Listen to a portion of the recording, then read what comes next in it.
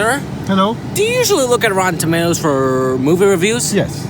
Do you happen to agree with their statements? Yes. Whenever a movie is crap on Rotten Tomatoes, would you go watch that movie? No. As I suspected. You're going away in jail for a long time. Say hello to the court for me.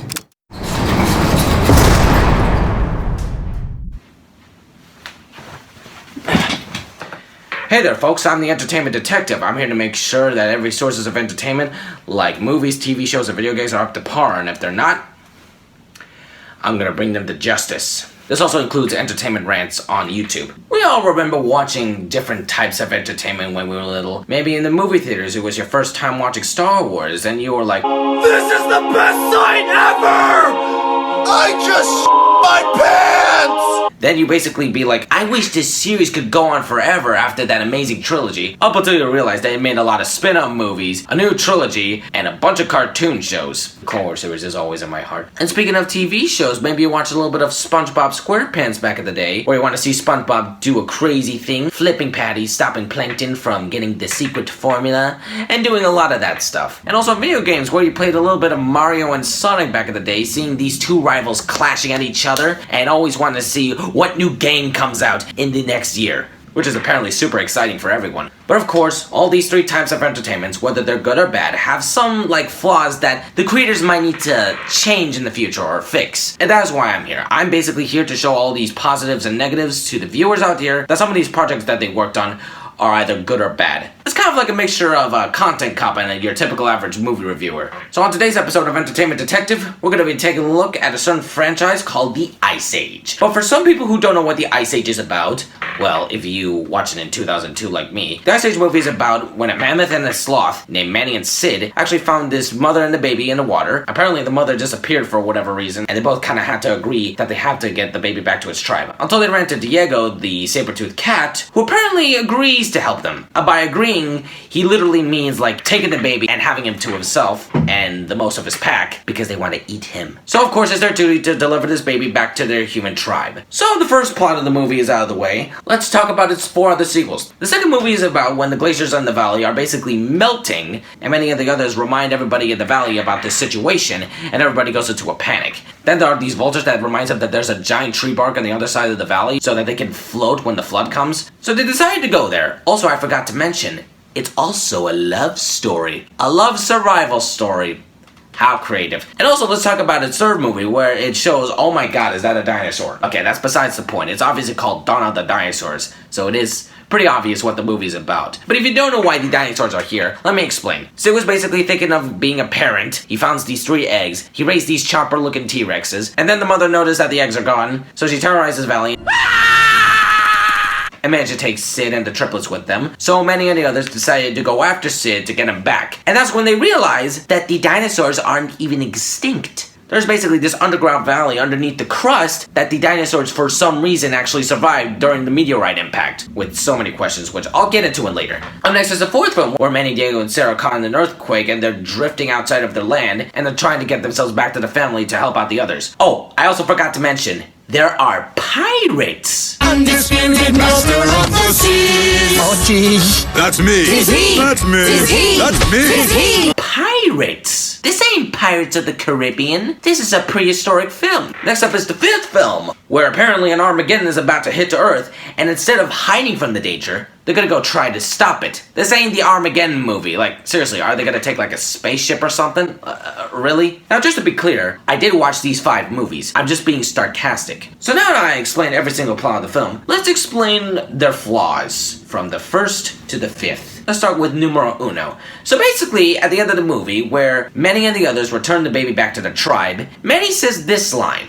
We won't forget about you. Which is pretty ironic, because in the sequels, they never even mentioned the humans. And also, I think they actually forgot the baby in the first film as well. But not to fear, the creator of the Ice Age, Michael J. Wilson, actually made an interview about the future of the Ice Age. According to the Wikipedia page, he manages to say this in the interview. The 6th film could have a potential to redeem the franchise by going back to its roots and reintroducing the humans in the original film, particularly the little baby named Rohan, and thereby bringing the audience to remember why they love the Ice Age so much in the first place, and perhaps end the series on a high note. Apparently the creator and the studio itself didn't even forget about why this film was so successful in the first place. And Wouldn't it be cool if the baby Rohan was actually an adult? That would have been epic. He would actually get some flashbacks of when he first met these three characters in the first place, and he'd be like, I actually remember. You guys were the talking animals that took care of me. Okay, enough of that. Let's move on to the rest. For the second film, I don't think there's barely anything wrong with the sequel. The sequel seems okay, I guess. Except for these possums. These possums are annoying. What you got? Perimeter looks to be all clear, Captain. Roger that. 1-9er over.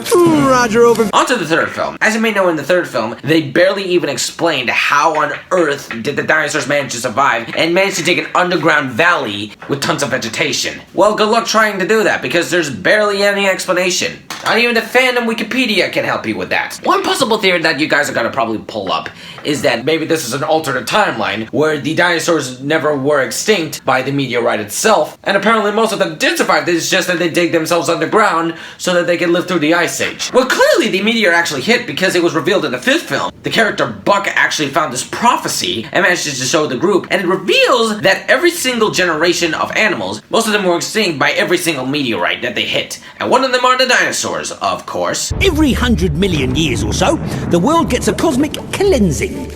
Before the dinosaurs, there were these horseshoe crab-looking thingies. Ugh, yuck. Then, at the bottom of this mountain range, an asteroid hit. Boom! Bye-bye! Next, dinosaurs. Mountain range, asteroid. Boom! Bye-bye! And coming up next, mammals. Mountain range, asteroid. Boom! Bye-bye! And apparently Buck gave this cheesy explanation where they say the dinosaurs managed to change their fate. The dinos were wiped off the face of the earth, but some escaped.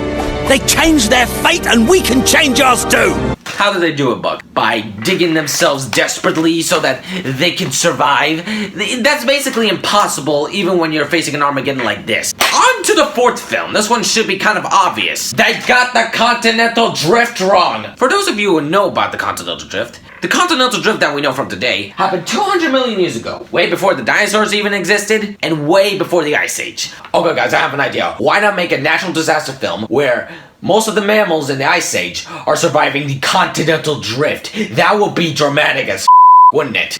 It's kind of like they barely did their research at all. I mean, I shouldn't even complain about this too much. I mean, the Croods actually got the continental drift wrong as well. On to the last film, Collision Course, which is apparently one of the worst Ice Age films up to date. Although I do have to agree there are some flaws, like, annoying humor. Yes, it's like yes with a bunch of S's, so it's like, yes. Out of character moments. Oh, look at me. I'm Julian. Forget the asteroid. Hey, give me a hug, bro, Dad. And a bunch of cringy badass scenes.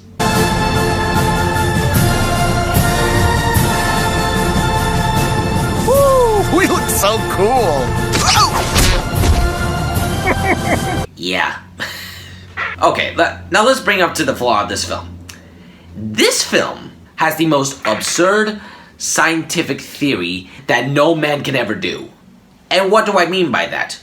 By shoving a bunch of crystals into a volcano, which the crystals are basically magnets to the meteorite, and apparently just letting the volcano erupt so that the meteor can change its course into the atmosphere and launch up to space.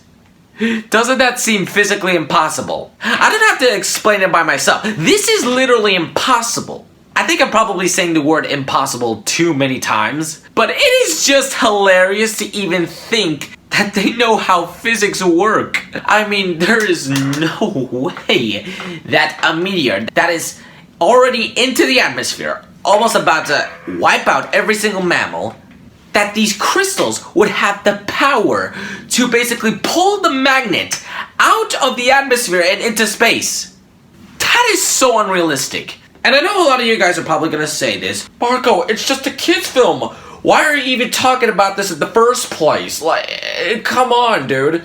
Just get it over with. And while yes, you are right about that, it is just a kid's film, so they can be a bit goofy and overexpressive. But you also have to remember, the setting of the Ice Age franchise itself is in a prehistoric part of time where civilization isn't even formed yet. And it is kind of absurd to put in these, like, scientific theories into this movie to try to save the world. It is just pretty absurd in a way.